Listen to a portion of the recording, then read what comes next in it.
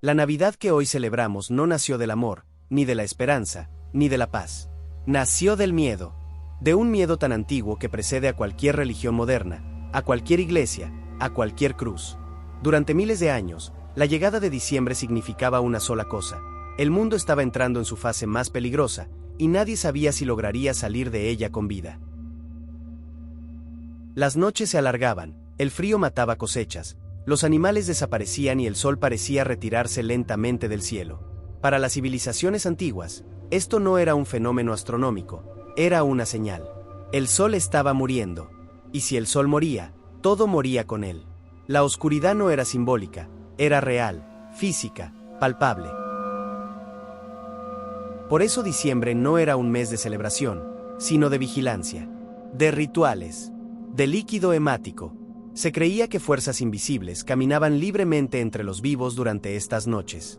Espíritus, dioses antiguos, entidades hambrientas. Y si no se les ofrecía algo, ellas tomarían lo que quisieran. Mucho antes de los villancicos, existieron cantos rituales. Antes de los regalos, existieron ofrendas. Antes del árbol decorado, existió el árbol como eje del mundo, como portal entre dimensiones. Cada elemento de la Navidad moderna tiene un origen oscuro que fue cuidadosamente maquillado con el paso de los siglos. La Navidad fue reescrita, reempaquetada, blanqueada, pero nunca purificada. Las iglesias no eliminaron los rituales paganos, los ocultaron dentro de nuevas narrativas. Cambiaron nombres, fechas y símbolos, pero dejaron intacto el mecanismo original: controlar el miedo humano frente a la oscuridad. Santa Claus no siempre fue bueno. La noche no siempre fue silenciosa.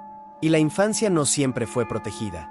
Hubo épocas en las que diciembre significaba castigo, juicio y terror real para quienes no obedecían las normas del grupo. Tal vez por eso, incluso hoy, algo se siente extraño en Navidad. Una presión invisible, una melancolía inexplicable, una tristeza que aparece sin razón. No es nostalgia, es memoria colectiva. Porque aunque ya no sacrifiquemos animales ni encendamos hogueras rituales, seguimos repitiendo símbolos nacidos del miedo. Seguimos celebrando una fecha que alguna vez estuvo diseñada para evitar el fin del mundo. Este video no es para arruinarte la Navidad. Es para mostrarte la verdad que fue enterrada bajo siglos de tradición, consumo y religión. Una verdad incómoda, oscura, perturbadora. Hoy vamos a desenterrar el verdadero origen de la Navidad. Y una vez que lo veas, no volverás a mirarla igual. La Navidad es una de las celebraciones más antiguas de la humanidad, pero también una de las más manipuladas.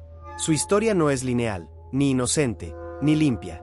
Es una superposición de rituales paganos, creencias astronómicas, miedo colectivo y estrategias de control espiritual que evolucionaron con el tiempo. Antes de que existiera el nacimiento de Cristo como símbolo central, ya existían celebraciones en estas fechas en casi todas las culturas del mundo. Celtas, romanos, nórdicos, persas y pueblos mesoamericanos coincidían en algo inquietante: diciembre era un punto crítico para la supervivencia humana. No era coincidencia. El solsticio de invierno marcaba el momento en que la noche alcanzaba su máximo poder. Para las culturas antiguas, esto significaba que las fuerzas del caos estaban en su punto más alto, y el caos debía ser contenido. Aquí es donde nacen los rituales, las ofrendas, los sacrificios y las celebraciones forzadas. No se festejaba por alegría, se festejaba por miedo. El banquete era una negociación. La música era un conjuro. La luz era una súplica. Cuando el cristianismo se expandió, no pudo eliminar estas prácticas. Eran demasiado profundas, demasiado necesarias para la psique colectiva. Así que hizo algo más inteligente: las absorbió, las resignificó, las volvió aceptables. El 25 de diciembre no fue elegido al azar. Fue colocado estratégicamente sobre celebraciones paganas ya existentes. Se cambió el objeto de adoración, pero no el ritual. El miedo siguió ahí, solo que ahora tenía un rostro distinto. Este proceso no fue inmediato ni pacífico. Durante siglos, las antiguas creencias sobrevivieron en secreto, bajo la mesa, detrás de la cruz, en los márgenes de la fe oficial. Por eso la Navidad es una fecha cargada de contradicciones. Amor y culpa, alegría y tristeza, unión y soledad. Es un choque constante entre lo que se nos dice que sintamos y lo que realmente sentimos. Este video no busca atacar creencias, busca entenderlas, mostrar cómo se construyeron y por qué siguen funcionando incluso hoy, en una era supuestamente racional. Para comprender la Navidad, primero debemos aceptar que nunca fue solo luz. Pero antes de comenzar con esta historia, no olvides de suscribirte al canal y de activar las notificaciones que te avisarán de nuestras actualizaciones. Mucho antes de que existiera la Navidad como celebración cristiana, el solsticio de invierno era el momento más temido del año. No se trataba de una fecha simbólica ni espiritual en el sentido moderno. Era una amenaza directa a la supervivencia humana. El sol parecía debilitarse día tras día, desapareciendo más temprano, dejando noches interminables que congelaban la tierra y quebraban la voluntad. Para las civilizaciones antiguas, el sol no era solo una estrella, era una entidad viva, un dios que podía cansarse, enfermar o morir. Cuando las noches se alargaban demasiado, la gente creía que el sol estaba perdiendo la batalla contra la oscuridad. Y si la perdía, no habría amanecer, no habría cosechas, no habría vida. Este miedo dio origen a rituales desesperados. No se realizaban por tradición, sino por necesidad. Encender fuego no era para calentarse, era para imitar al sol, para recordarle su deber de volver. Cada llama era una súplica, cada chispa, una promesa de obediencia a cambio de supervivencia. En muchas culturas, el fuego debía ser alimentado con algo más que madera. Se ofrecían animales, líquido vital, objetos personales e incluso almas humanas. El líquido hemático era visto como la esencia misma de la vida, capaz de reforzar al sol moribundo. Derramarlo no era visto como crueldad, sino como sacrificio necesario. Los pueblos celtas, por ejemplo, creían que durante el solsticio las fronteras entre mundos se debilitaban. Espíritus, muertos y entidades antiguas podían cruzar al mundo de los vivos. Por eso se dejaban ofrendas fuera de las casas, para apaciguar aquello que caminaba en la oscuridad. En el norte de Europa, los rituales del Yule incluían banquetes nocturnos no solo para celebrar, sino para protegerse. Comer juntos era un acto mágico, significaba unidad frente al caos. Pero esos banquetes también eran vigilados por figuras rituales que representaban juicio y castigo. El árbol del solsticio, antecedente directo del árbol de Navidad, no era un adorno. Representaba el eje del mundo, el punto donde los reinos se conectaban. Decorarlo significaba ofrecerle regalos a los dioses y a los espíritus, no embellecer un espacio. Nada en estos rituales era alegre. Había música, sí, pero era repetitiva, hipnótica, diseñada para alterar la conciencia. Había cantos, pero no eran villancicos, eran conjuros. La celebración era una forma colectiva de resistir el miedo absoluto. Con el tiempo, cuando estas prácticas comenzaron a resultar incómodas para las nuevas religiones, no desaparecieron. Fueron suavizadas. Se eliminaron los sacrificios visibles, pero se conservaron los símbolos. El fuego se convirtió en luces, las ofrendas en regalos, el ritual en tradición.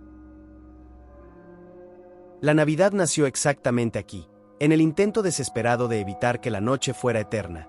Y aunque hoy ya no temamos que el sol muera, seguimos celebrando como si, en el fondo, ese miedo nunca se hubiera ido del todo. Mientras hoy la Navidad se vende como una celebración infantil, durante siglos fue todo lo contrario. Para los niños del pasado, diciembre no significaba regalos, sino juicio. No existía la idea de una infancia protegida, existía la obediencia forzada por el miedo.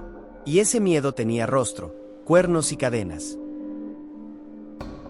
El Krampus no era un personaje folclórico inofensivo, era la materialización del castigo. Un demonio que caminaba por los pueblos durante el invierno, lastimando, humillando y sustrayendo a los niños considerados desobedientes. No era simbólico, hombres reales se disfrazaban y actuaban con brutalidad real. En muchas regiones de Austria, Alemania y Europa Central, las noches de Krampusnacht eran auténticos rituales de terror colectivo. Las calles se llenaban de figuras grotescas, máscaras demoníacas y sonidos metálicos diseñados para generar pánico. No había risa, había llanto. La función del Krampus no era entretener, era educar mediante el trauma. La Iglesia permitió e incluso fomentó estas figuras porque entendía algo fundamental: el miedo imprime lecciones más profundas que cualquier sermón.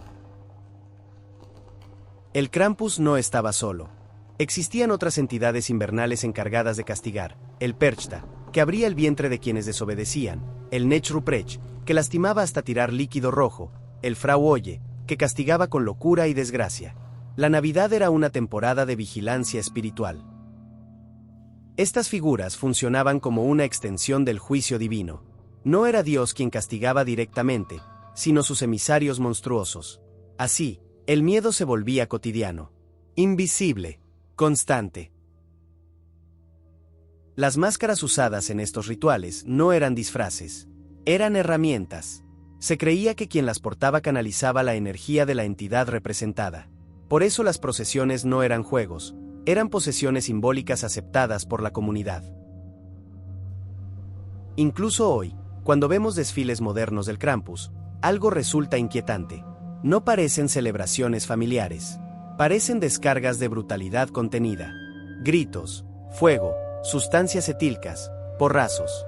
Una herencia que nunca desapareció del todo. Con el tiempo, estas figuras fueron suavizadas. El demonio se volvió caricatura. El castigo, amenaza vacía. Pero el mecanismo psicológico sigue intacto. Portarse bien para merecer recompensa. Portarse mal para evitar consecuencias. Santa Claus es la versión blanqueada de este sistema. Pero antes del regalo, existió el castigo. Antes del premio, existió el terror. Y la Navidad fue, durante mucho tiempo, la temporada donde el miedo educaba mejor que el amor. Antes de que la Navidad se asociara con mesas llenas de comida y reuniones familiares, el acto de comer en estas fechas tenía un significado completamente distinto. Comer no era convivir, comer era sobrevivir.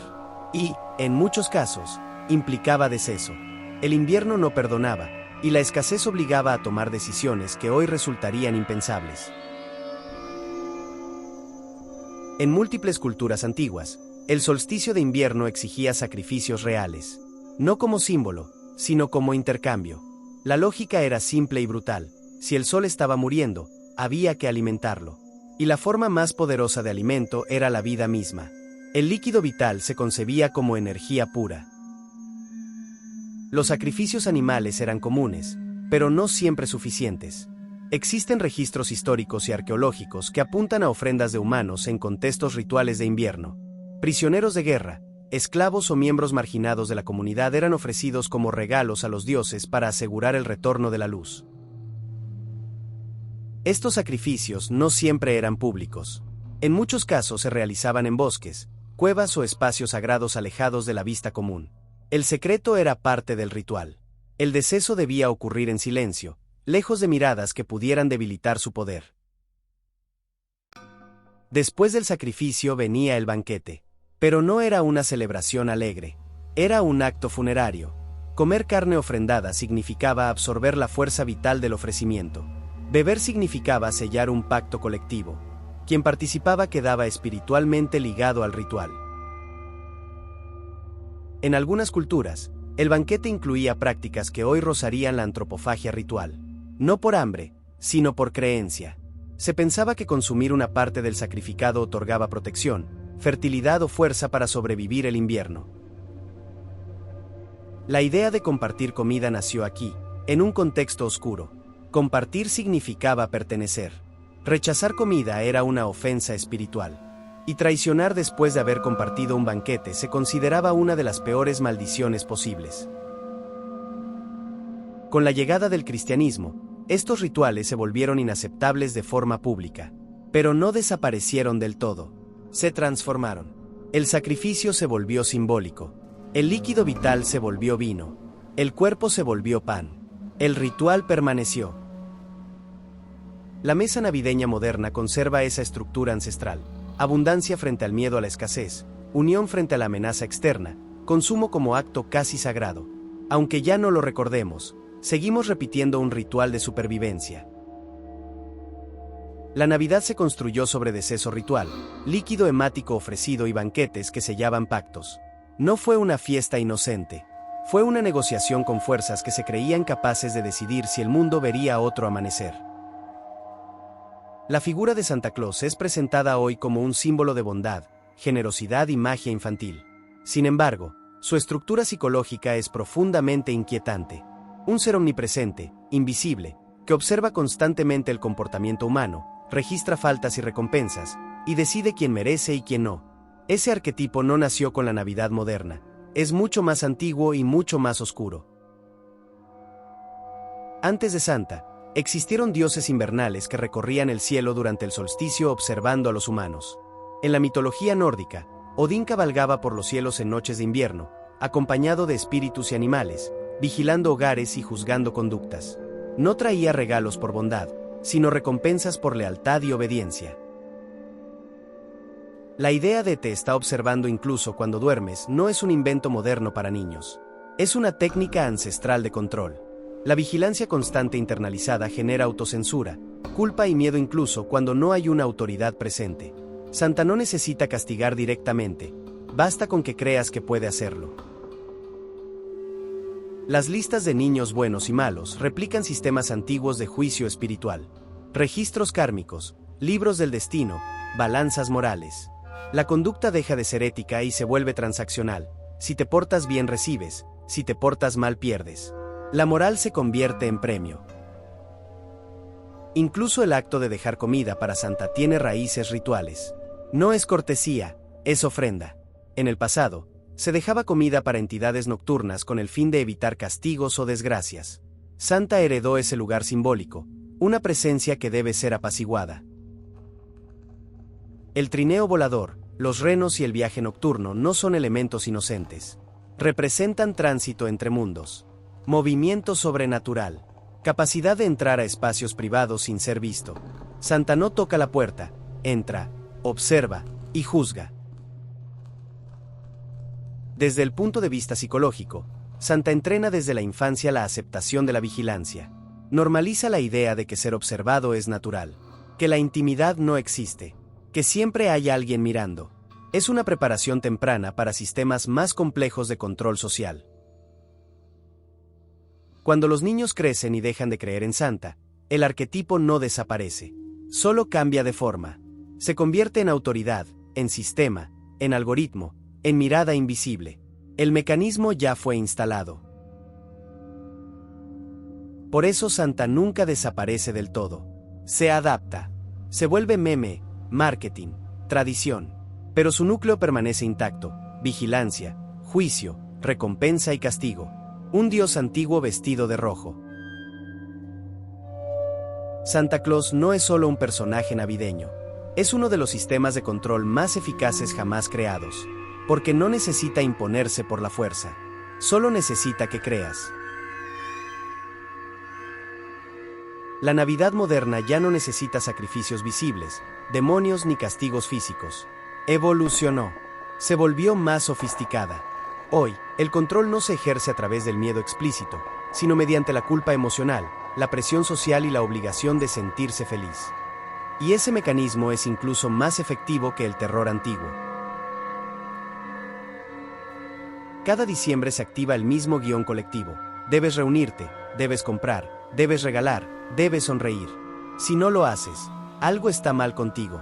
No con el sistema, contigo. Así, la responsabilidad emocional se traslada al individuo, no a la estructura que impone la celebración. El consumo masivo reemplazó al sacrificio ritual. Antes se ofrecía líquido vital al sol, hoy se ofrece dinero al sistema. Las fechas no cambiaron por casualidad. Se eligieron porque ya estaban cargadas simbólicamente. El miedo a la escasez se transformó en ansiedad por no alcanzar lo suficiente. La abundancia forzada en Navidad no es generosidad, es compensación psicológica. Comprar calma el miedo interno. Regalar reduce la culpa. Decorar crea una ilusión de control frente a una época que históricamente representaba pérdida, decesos y vacío. Incluso la nostalgia es una herramienta. Se nos vende la idea de Navidades pasadas mejores, aunque muchas nunca lo fueron. La memoria se edita, el pasado se idealiza, y el presente se vuelve insuficiente. Ese contraste mantiene a las personas emocionalmente vulnerables.